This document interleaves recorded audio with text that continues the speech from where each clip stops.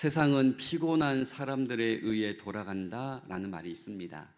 그만큼 모든 사람들이 세상에서 살아남고 또 성공하기 위해서 몸과 마음이 지칠 때까지 일해야 한다라는 말입니다.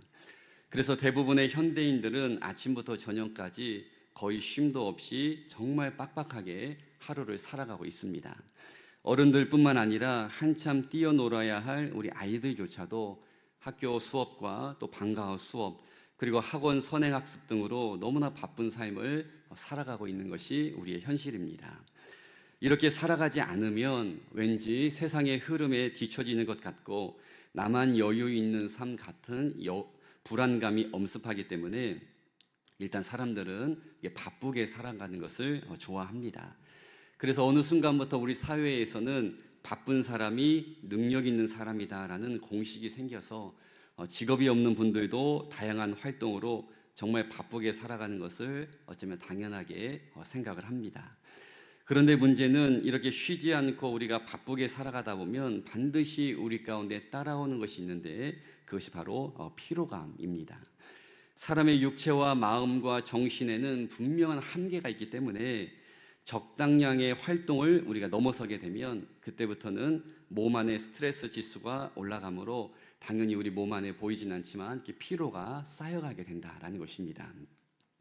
그런데 이렇게 피로가 점점 쌓여가면 우리의 몸에 치명적인 일이 발생할 수가 있습니다. 그래서 노동 시간이 다른 나라에 비해서 좀 긴 우리나라 직장인들의 과로사와 스트레스로 인한 사망률이 세계 1위와 2위를 다투고 있다는 사실을 뉴스를 통해 여러분 들어보셨을 겁니다. 그래서 저도 그렇지만 여러분들이 일상생활을 하면서 가장 많이 하는 말 가운데 하나가 바로 피곤하다라는 말입니다. 나도 모르게 피곤하다라는 이 말을 우리가 자주 하면서 살아간다라는 것입니다. 경향신문의 보도에 의하면 우리나라 만성 피로 증후군 환자는 매년 2만 5천 명씩 늘어나고 있다고 합니다.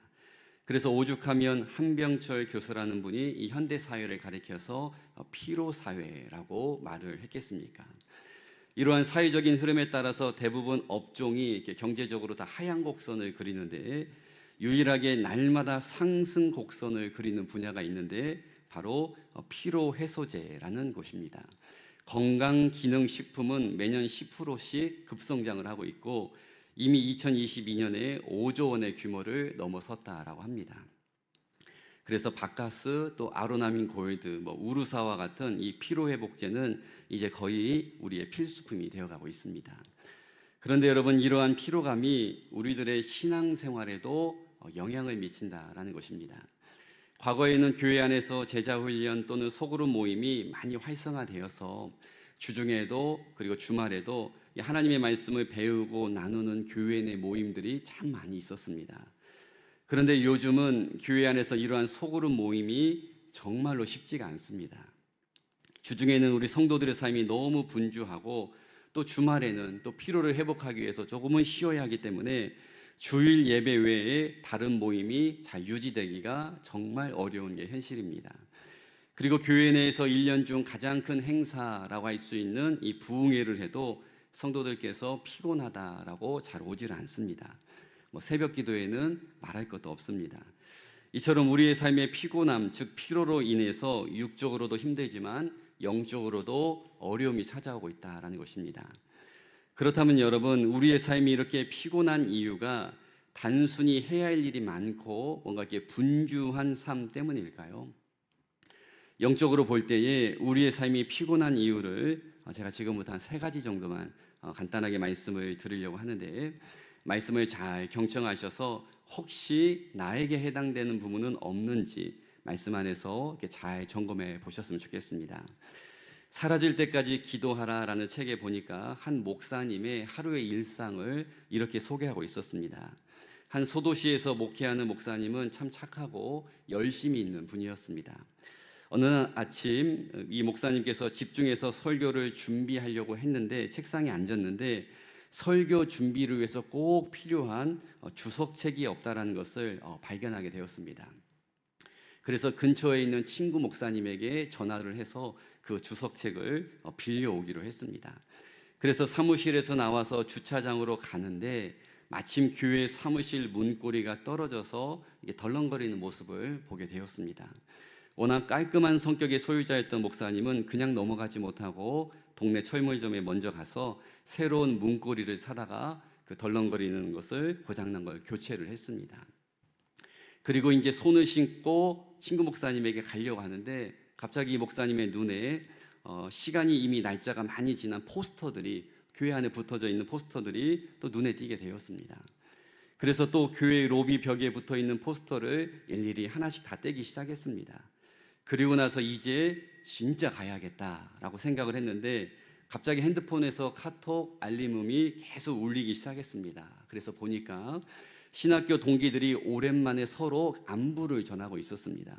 그래서 목사님도 잠시 자리에 교회에 앉아서 서로 안부를 전하면서 20-30분의 시간을 또 보내게 되었습니다. 그리고 이번에는 진짜 주석책을 빌리러 가야겠다라고 나서는데 교회 여집사님들이 로비로 커피를 사가지고 오면서 목사님 커피 드세요 라고 또 이야기를 했습니다.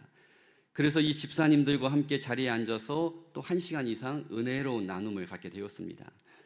그리고 대화 중에 한 권사님께서 허리가 좋지 않아서 교회를 못 오고 있다는 사실을 알게 되었고, 우리가 모인 김에 그럼 집사님들과 함께 좀 신방을 갑시다 해서 또 갑자기 권사님 신방을 가게 되었습니다.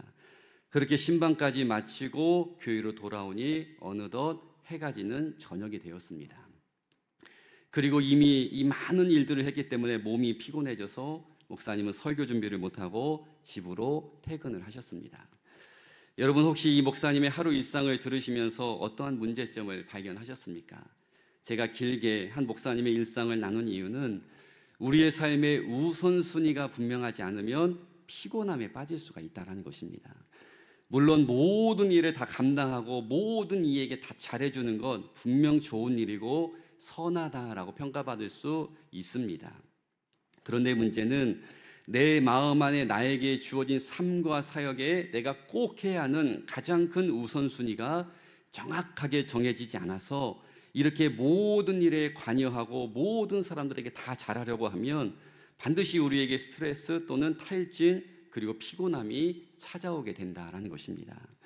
그래서 가능하면 내가 오늘 꼭 해야 할 가장 중요한 일이 무엇인지를 먼저 우선순위로 정하고 그 일을 먼저 하고 해결한 후에 나머지 시간에 주변을 돌아보고 또 사람들과 시간을 갖는 것이 우리 안에 피로를 방지할 수 있는 좋은 해결책이 된다라는 것입니다. 이 목사님의 케이스로 적용을 해보면 이 목사님에게 제일 중요한 일, 우선순위 일이라고 할 수 있는 설교 준비를 잠깐이라도 핸드폰을 꺼두고 설교에 집중해서 마무리한 후에 나머지 시간을 통해서 교회도 돌아보고 문고리도 고치고 또 성도들과 찾아온 성도들과 대화를 하는 것이 필요하다라는 것입니다. 물론 이렇게 모든 일들이 무 자르듯이 촥촥 내 마음처럼 다 되는 것은 아니겠지만 그래도 삶 안에 내가 오늘 하루 동안 또한 오늘 하루 주일 사역 가운데 가장 중요하게 해야 하는 일에 대해서 우선순위를 정하지 않으면 이 목사님처럼 우리는 많은 일을 한 것 같지만 정작 내가 꼭 해야 하는 일은 하지 못하고 이 피곤한 상태에만 빠지게 된다라는 것입니다. 두 번째로 우리의 삶이 또 영적으로 피곤한 이유가 또 있습니다. 그것은 바로 회개하지 않고 축적된 죄가 우리 마음 가운데 남아있으면 영적 피곤한 상태에 빠지게 된다는 것입니다. 이 부분도 제가 한 이야기로 설명을 드리려고 하는데요. 어느 한 가정에 아버지가 매우 아끼는 이 꽃병을 그만 깨트려버린 어린 아들이 있었습니다. 그런데 이 아이는 자신이 꽃병을 깨트렸다라고 말하면 분명 크게 혼이 날 것이다 라고 생각해서 이 사실을 아버지에게 숨겼습니다. 그런데 이 사실 때문에 언제 아버지에게 들킬까, 언제 혼이 날까, 그리고 자기 아내도 죄책감 때문에 두려움 때문에 밥도 잘 먹지 못하고 잠도 잘 자지를 못했다라고 합니다. 게다가 꽃병 깨트린 장면을 목격한 누나가 아버지에게 이르겠다고 계속 협박을 해서 온갖 심부름을 다 시켜서 이 아이가 참 힘들었습니다. 그래서 도저히 안 되겠다 싶어서 이 아이가 어느 날 용기를 내어서 아버지에게 자신의 잘못을 다 털어놓았습니다. 그러자 아버지께서는 사실 네가 꽃병 깨트리는 장면을 나는 멀리에서 다 지켜보고 있었단다. 그래서 언제쯤 용서를 구할지 사실 나는 기다리고 있었어 라고 이렇게 말씀을 하시면서 안아주면서 다 용서를 해주셨습니다. 이렇게 아버지에게 용서를 받고 그 아이는 그날 이후로부터 전혀 스트레스 받지 않고 밥도 잘 먹고 잠도 잘 자게 되었다라고 합니다. 여러분, 우리는 연약한 본성을 가진 사람이기 때문에 때로는 하나님 앞에 또한 삶의 현장에서 죄를 지을 수가 있습니다. 거짓말을 하기도 하고요. 때로는 누군가에게 상처 주는 말을 할 수도 있고, 때로는 다른 사람의 성과를 내 것으로 삼을 수도 있습니다. 그런데 이렇게 우리 안에 죄가 쌓일 때 우리 스스로도 알지만 하나님도 아시고, 또 중요한 사실은 사탄도 우리가 죄 지은 것을 안다라는 것입니다. 그래서 그날 이후부터 사탄은 잘 됐다 싶어서 우리의 마음속에 내적 음성을 통해서 온갖 비방과 조소를 한다라는 것입니다. 네가 그러고도 예수 믿는 사람이냐? 벌써 몇 번째 똑같은 죄를 짓고 있는 거냐? 계속 우리에게 내적인 음성으로 우리를 죄책감에 빠지게 한다라는 것입니다. 이렇게 우리의 죄를 계속 생각나게 만들고 들춰내면서 우리를 죄의식에 빠지게 함으로 우리의 몸과 마음을 상하게 해버립니다. 죄를 지었지만 또 우리가 안 지은 것처럼 위장하고 계속 아닌 것처럼 행동하면 반드시 우리 안에 육적으로도 영적으로도 스트레스가 쌓이므로 우리의 몸과 마음이 영원히 또한 피곤하게 된다는 것입니다. 그래서 하나님께서는 우리에게 회개라는 방법을 통해서 죄로부터 자유함을 얻으라 이렇게 말씀하셨고, 죄의 문제를 이겨낼 수 있는 예수 그리스도라는 능력의 이름을 우리 가운데 주셨다라는 것입니다. 그런데 문제는 우리는 예수님의 이름을 의지하여 회개하기보다는 그냥 마음속의 죄를 계속 누적시킴으로 영적인 스트레스를 더 쌓아감으로 오히려 사탄이 주는 이 피로감의 주인공이 되고 있다는 것입니다. 그러므로 여러분, 우리가 하루의 일상을 마무리하면서 깨끗하게 샤워를 하듯 잠자기 전에 단 5분이라도 하나님 앞에 기도를 통해서 하루 동안 혹시 내 안에 쌓여진 죄가 있지는 않은지 하나님 앞에 회개하는 시간을 통해서 영적 피로를 반드시 떨쳐내야 한다는 것입니다.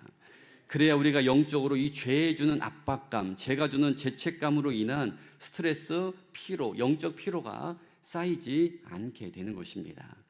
한 가지만 더 우리가 영적으로 피곤한 이유를 말씀을 드리면 어쩌면 가장 중요한 이유라고도 할 수가 있습니다.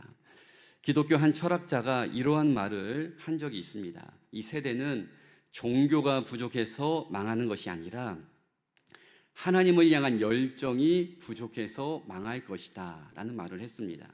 쉽게 말하면 많은 성도들이 하나님을 안 믿는 것이 문제가 아니라 마지못해 적당하게 믿는 것이 문제가 된다라는 것입니다. 그래서 여러분, 가장 힘든 우리들의 영적인 상태는 의무감과 책임감으로 신앙생활을 하는 것이 가장 영적으로 어려운 상태라고 할 수가 있습니다. 나에게 주신 은혜에 대한 감격과 감동, 그리고 예수님이 나의 주인이 되시고 구원자가 되신다라는 이 정확한 믿음을 가지고 이 땅에서 하나님께서 나에게 맡겨주신 사명과 직분도 또 영광스럽게 여기며 우리가 하루하루 이렇게 기쁨으로 하나님 주신 힘과 능력으로 믿음 생활을 해나가는 것이 아니라 교회 나가지 않으면 왠지 지옥에 갈 것 같은 찝찝함 때문에, 또한 신앙생활을 하기도 하고, 또한 왠지 주일에 예배드리지 않으면 사고가 날 것 같은 불안함 때문에 교회에 나오기도 하고, 또한 교사나 새가족 구원이나 식당 봉사 담당이기 때문에 어쩔 수 없이 내가 교회에서 맡은 일이 있기 때문에 이런 의무감과 책임감으로 억지로 교회를 나오는 분들이 적지 않다라는 것입니다.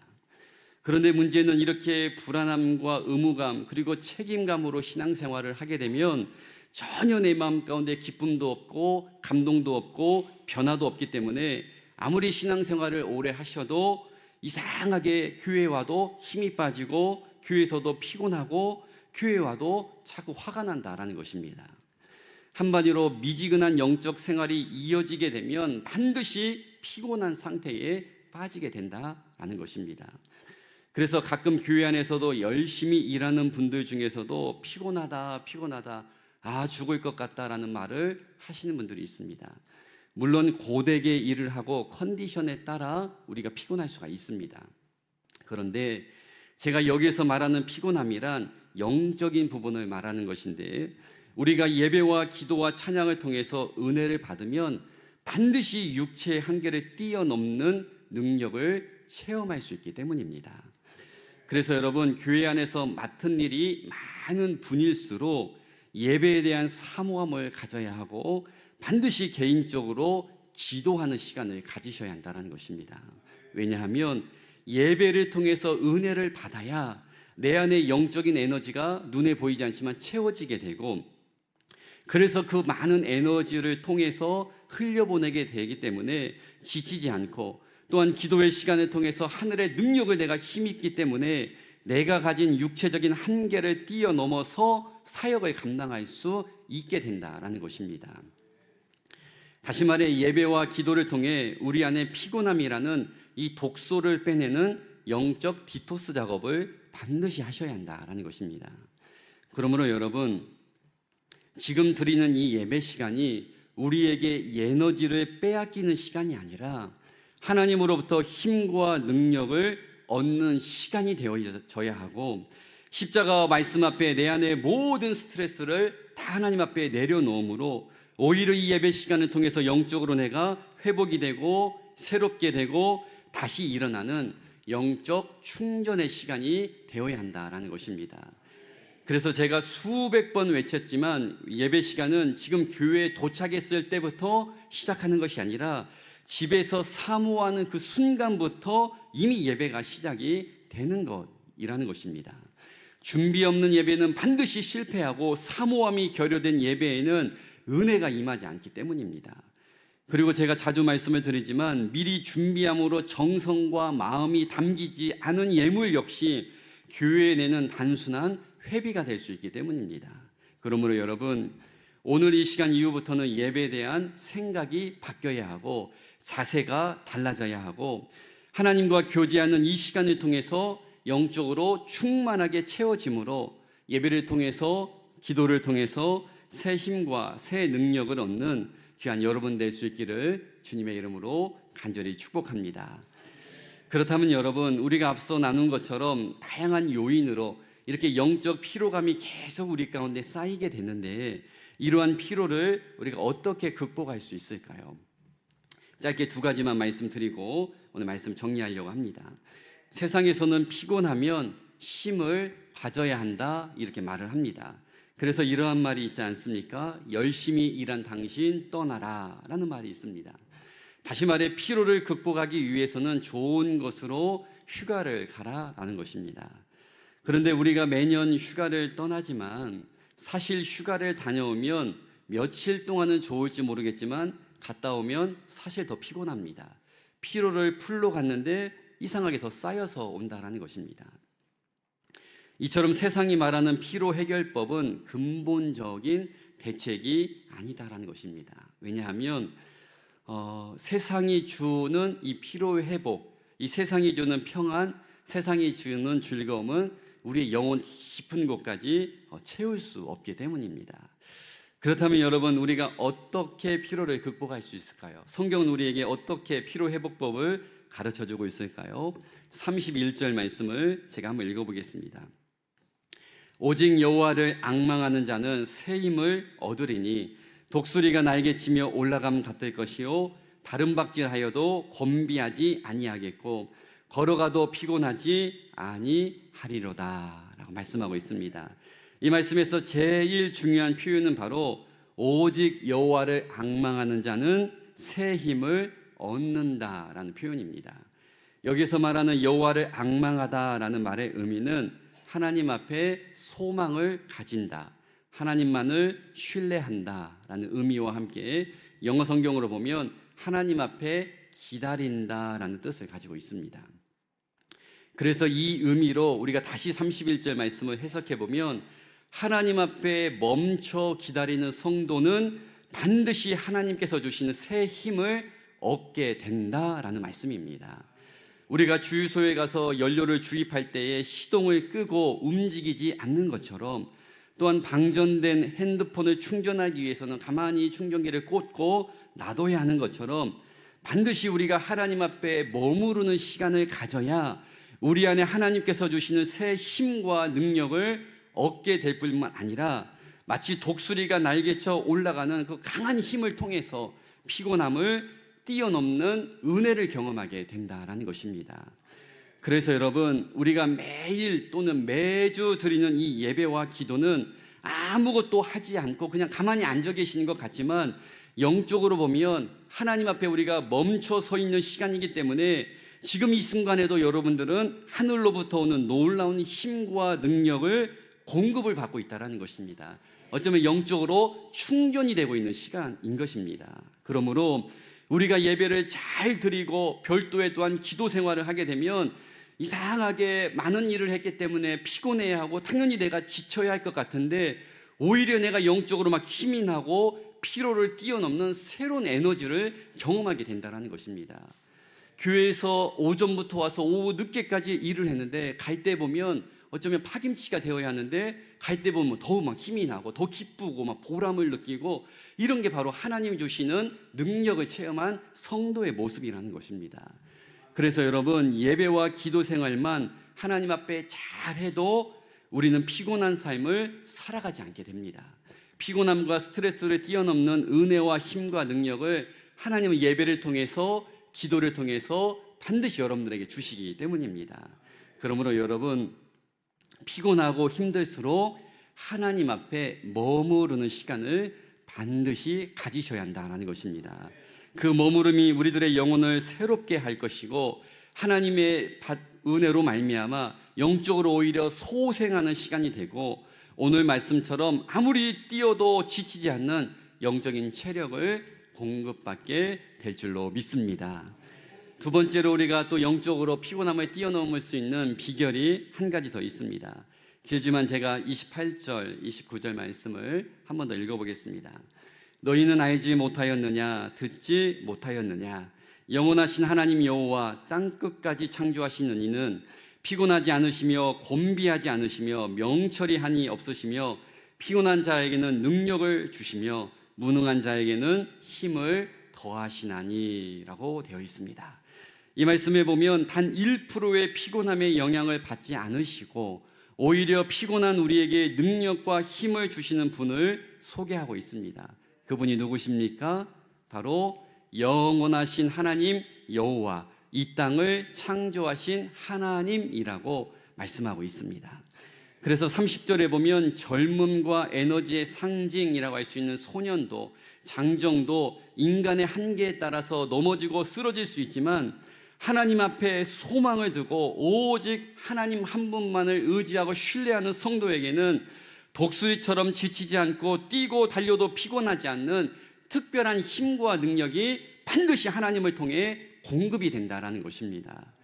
여러분, 우리 안에 있는 많은 스트레스와 피곤함을 해결하는 근본적인 방법이 앞서 말씀드렸지만 좋은 것으로 휴가를 가는 것이 아닙니다. 맛있는 음식, 보양식을 먹는다라고 해서 영원히 우리의 피로가 사라지는 것이 아니고 명품을 산다고 해서 우리의 피로가 사라지는 것이 아닙니다. 말 그대로 일시적 효과만 있을 뿐입니다. 그러나 성경은 우리에게 분명하게 말씀하고 있습니다. 하나님 앞에 소망을 두면, 하나님을 의지하면, 즉 하나님을 앙망하는 자에게는 피곤함을 뛰어넘는 새 힘을, 영적인 에너지를 반드시 줄 것이다 약속하고 계시다라는 것입니다.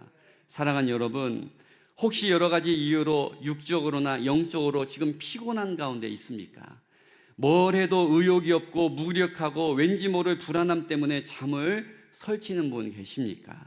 그렇다면 오늘부터 시간을 정해서 하나님 앞에 머무르시기 바랍니다. 예배를 통해서 기도 생활에 열심을 내어보시기 바랍니다. 반드시 하나님께서 그 예배와 기도, 즉 하나님 앞에 머무르는 그 시간을 통해서 오늘 말씀에 약속하신 대로 새 힘과 새 능력, 세상이 줄 수 없는 하나님만이 주실 수 있는 귀한 능력을 여러분들에게 주심으로 피곤함과 스트레스를 뛰어넘을 수 있는 능력의 삶을 살아가게 할 줄로 믿습니다. 그리고 어떠한 순간에도 세상과 사람 의지하지 마시고 오직 하나님에게만 소망을 두고 하나님만 의지하는 삶을 살아가시기 바랍니다. 그래야면 어떤 환경 속에서도 좌지우지 되지 않는 하나님의 보호, 어떠한 권세 앞에서도 흔들리지 않는 그 평안함을 하나님께서 주실 줄로 믿습니다. 이 귀한 은혜가, 이 능력이 날마다 여러분의 삶 가운데 넘쳐남으로 육체의 한계를 뛰어넘는 영적인 우리 성도들이 될 수 있기를 주님의 이름으로 간절히 축복합니다.